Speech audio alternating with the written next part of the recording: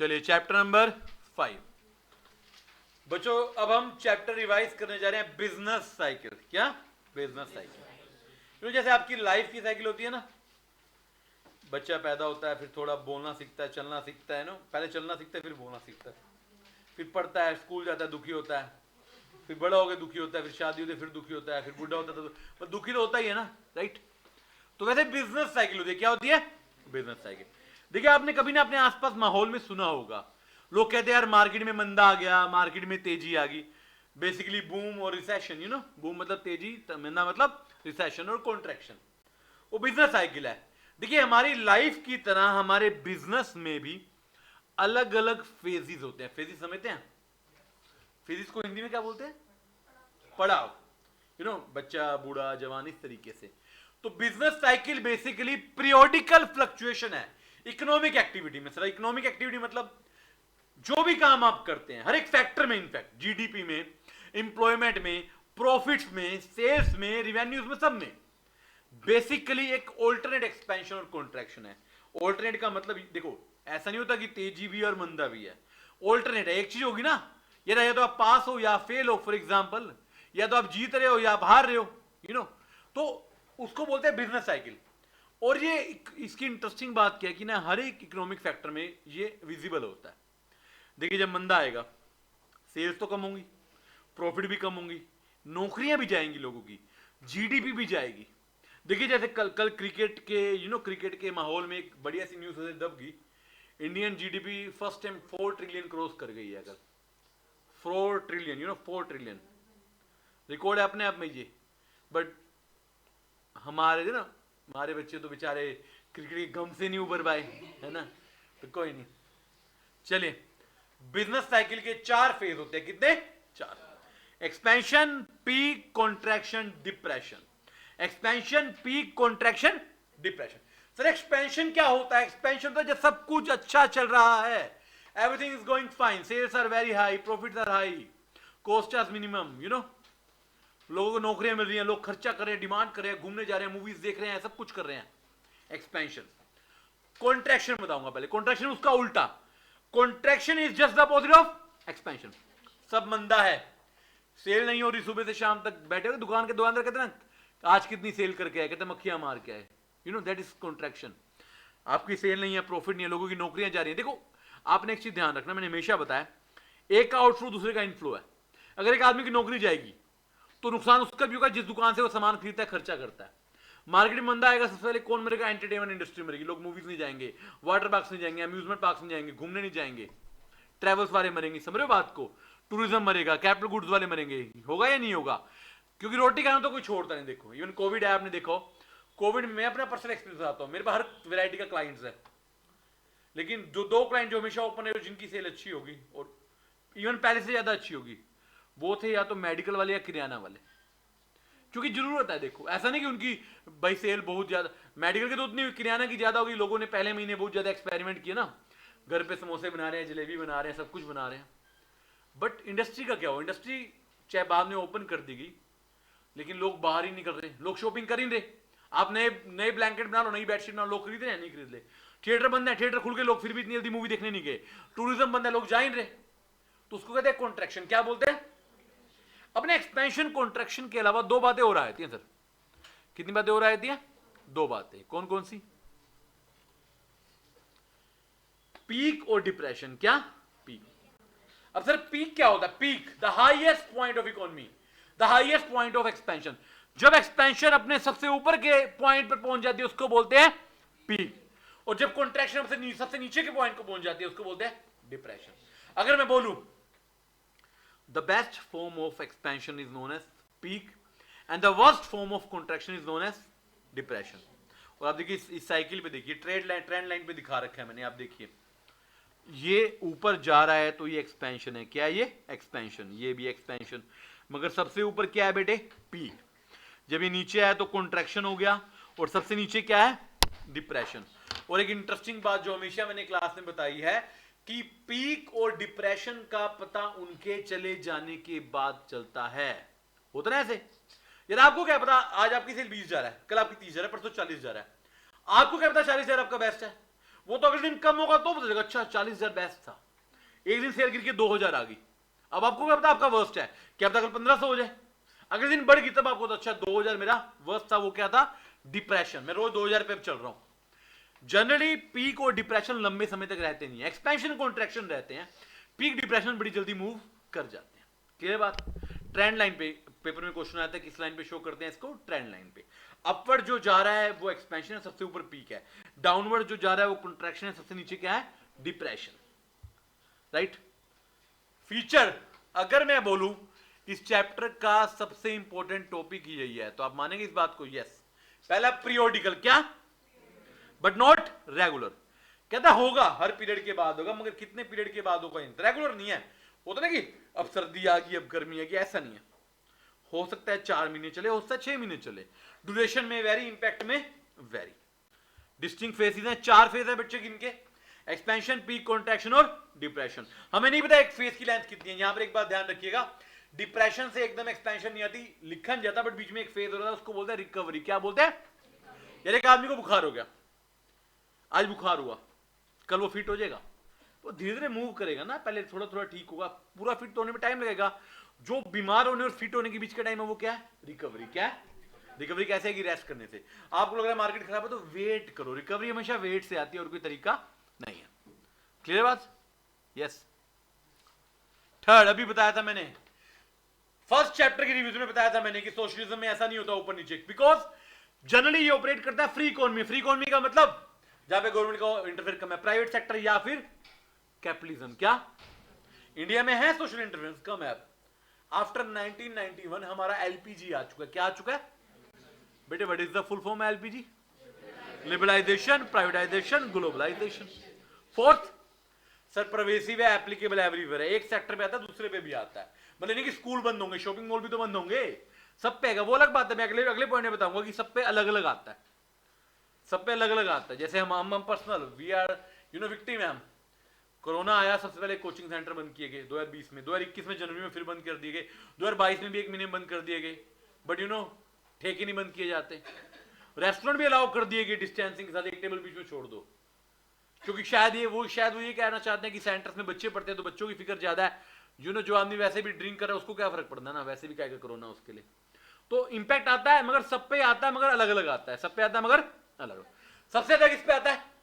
Tourism पे, luxury पे, capital पे, एंटरटेनमेंट। आप बताओ, आपके घर पैसा ज्यादा आ गया तो आप सबसे पहले फालतू चीजें खरीदोगे ना, लग्जरी आइटम, घूमने जाओगे। मंदा आ गया, रोटी तो खाना कोई बंद नहीं करेगा ना, लग्जरी बंद करेगा, टूरिज्म बंद करेगा, कैपिटल गुड्स बंद करेगा।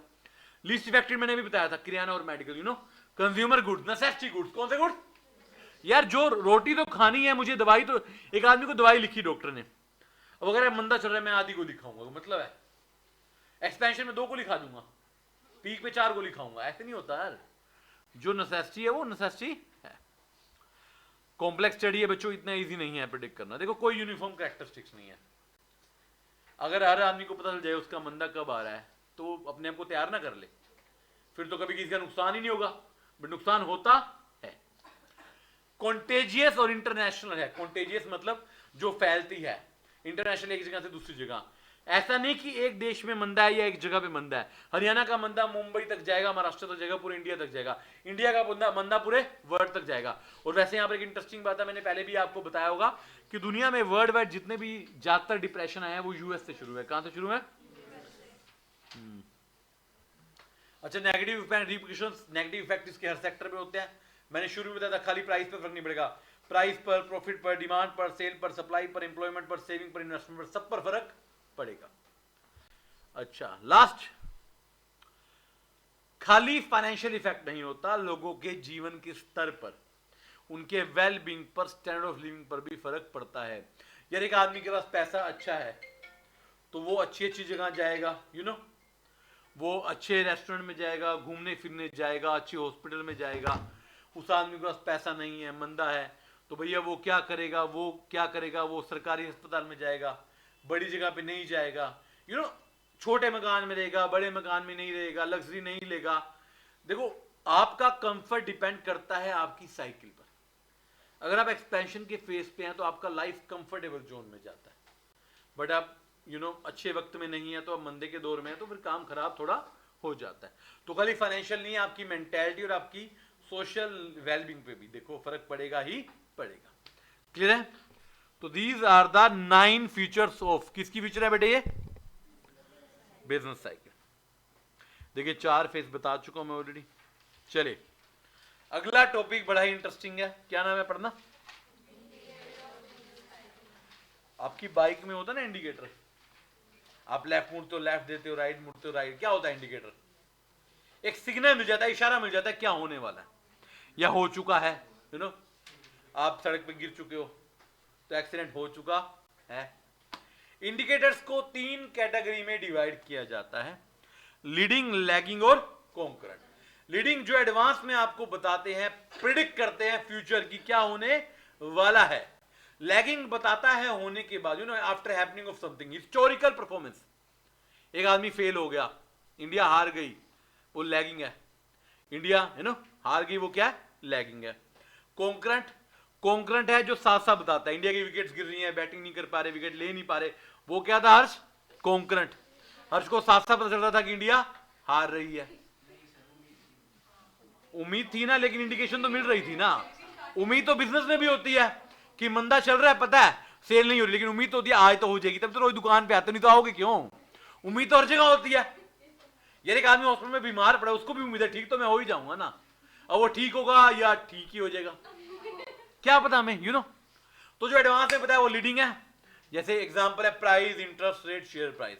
लैगिंग जो हो चुका है, unemployment, corporate profit.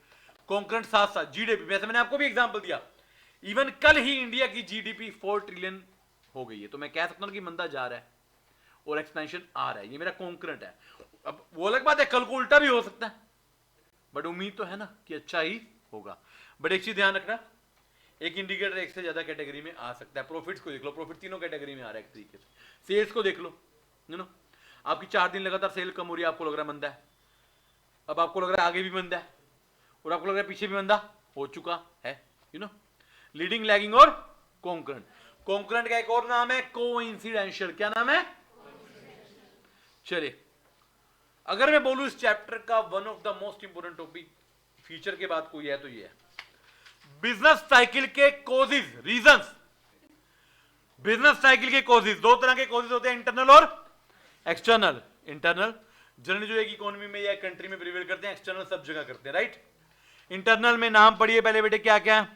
Fluctuation in effective demand, fluctuation in investment, fluctuation in price, innovation, money supply, monetary policy, psychological factor and government spending.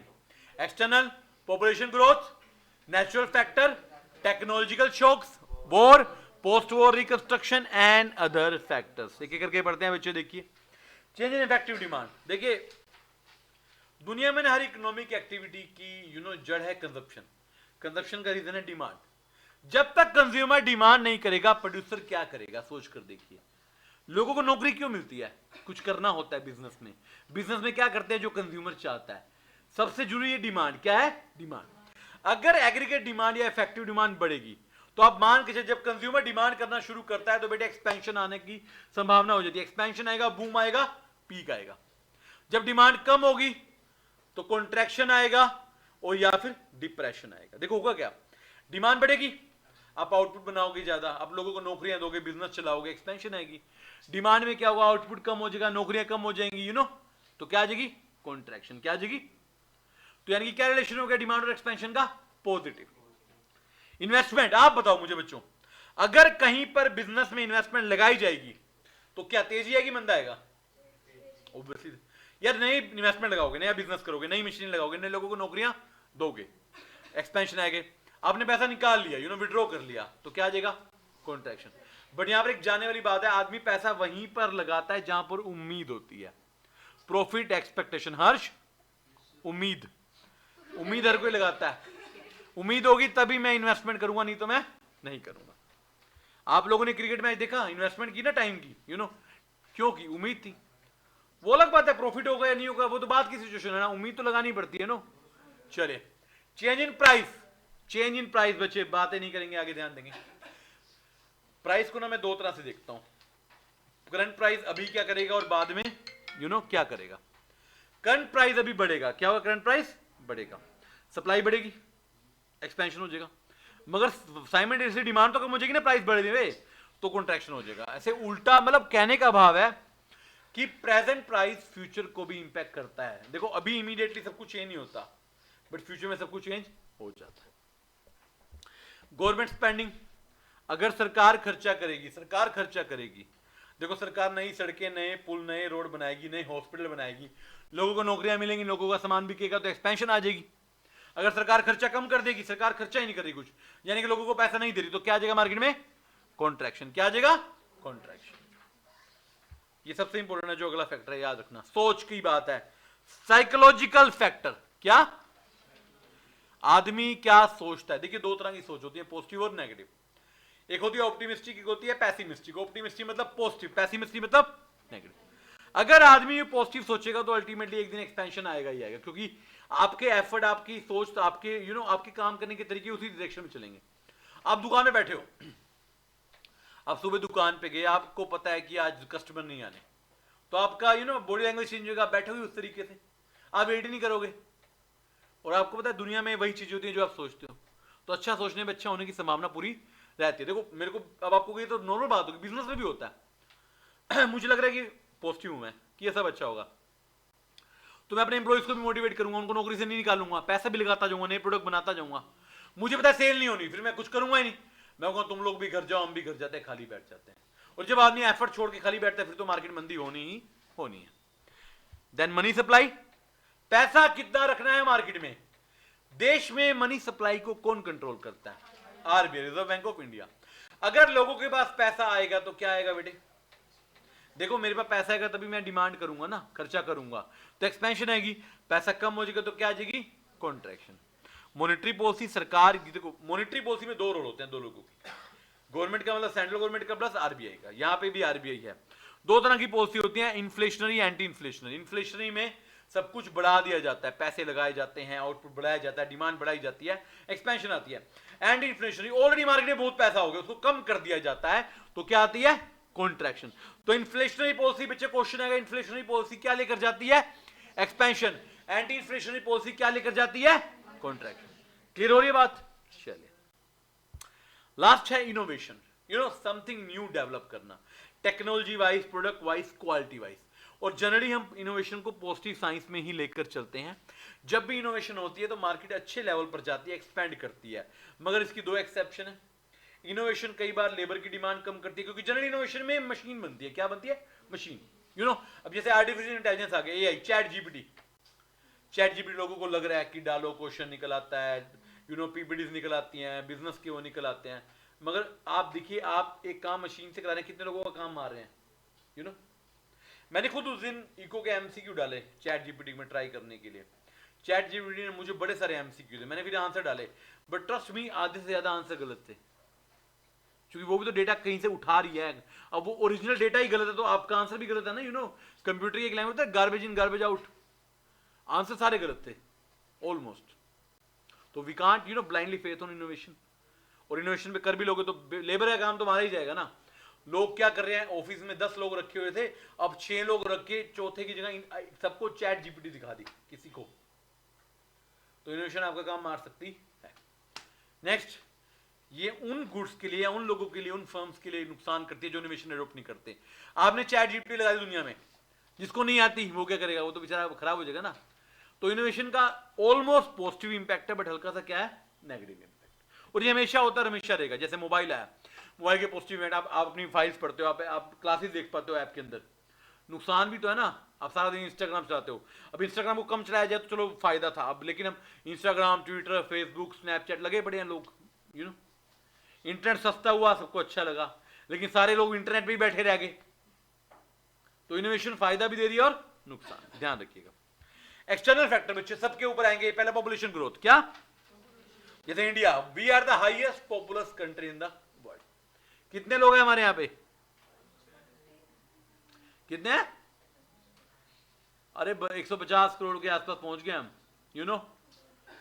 25-30 crore तो हमारे बाहर घूम रहे हैं दूसरे देशों में, और क्या, आधा कनाडा हमने भर रखा है ना। बस बस बस, चर्चा में नहीं जाना, ये मेरा वो कनाडा गया, मेरा वो इंग्लैंड गया, हमने नहीं जानना।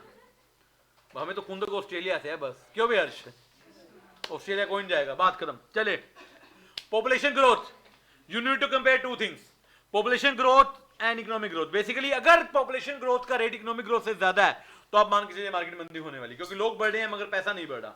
मगर उल्टा हो जाए, जो कि अच्छी बात रहेगी, अगर पॉपुलेशन का ग्रोथ रेट अगर इकोनॉमिक ग्रोथ रेट से कम है तो क्या आएगी? एक्सपेंशन। नेचुरल फैक्टर बच्चों, कई बार ना कुछ चीजें आपके हाथ में नहीं होती, you know, flood, earthquake, cyclone, tsunami, बाढ़, भूकंप सब आ गया तो नुकसान ही नुकसान था। कभी किसी प्राकृतिक आपदा से किसी का फायदा तो देखो हुआ नहीं, तो कॉन्ट्रैक्शन आएगी। टेक्नोलॉजी का शौक पॉजिटिव साइंस में, टेक्नोलॉजी इनोवेशन की तरह है, वो अकेली थी या सबके लिए, तो क्या आएगा? एक्सपेंशन। वॉर्स बच्चों, युद्ध होते हैं, यू नो, डिस्ट्रक्शन, आजकल युद्ध चल रहे हैं 2-3 जगह, तो डिस्ट्रक्शन से अल्टीमेटली फायदा तो किसी का नहीं हुआ ना, देखो अल्टीमेटली सही गलत की बात नहीं, नुकसान तो होता आम जनता का ही है ना। सड़कें टूट जाएंगी, यू नो, लोग घरों से बाहर नहीं निकलेंगे, घर बर्बाद हो जाएंगे, लोगों की डिमांड, सप्लाई, खर्चे, सेविंग सब बर्बाद हो जाएगा, तो क्या आएगी? कॉन्ट्रैक्शन। मगर वो कहते हैं ना कि हर बुरे वक्त के बाद अच्छा वक्त आता है, तो वॉर के बाद क्या आता है? Post war reconstruction. जब युद्ध शांत हो जाएगा, सरकार खर्चा करेगी, जो टूट गया है, बर्बाद हो गया है, उसको दोबारा बनाया जाएगा, लोगों को नौकरी पर रखा जाएगा, तो धीरे धीरे वापस क्या आएगी?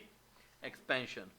एंड लास्ट अदर फैक्टर, कुछ अदर फैक्टर्स हैं, टैक्स के लॉज चेंज हो गए, लीगल रेगुलेशन चेंज होगी, यू नो, लाइक कोविड का लॉकडाउन लग गया, डिमोनेटाइजेशन लगी, इंपोर्ट एक्सपोर्ट पे बैन लग गया, गवर्नमेंट की पॉलिसीज चेंज होगी। ये सबसे खतरनाक है, लास्ट पॉइंट सबसे खतरनाक है, आपने कोई गलती नहीं करी मगर कंज्यूमर का टेस्ट प्रेफरेंस बदल गया। समझ पा रहे हैं?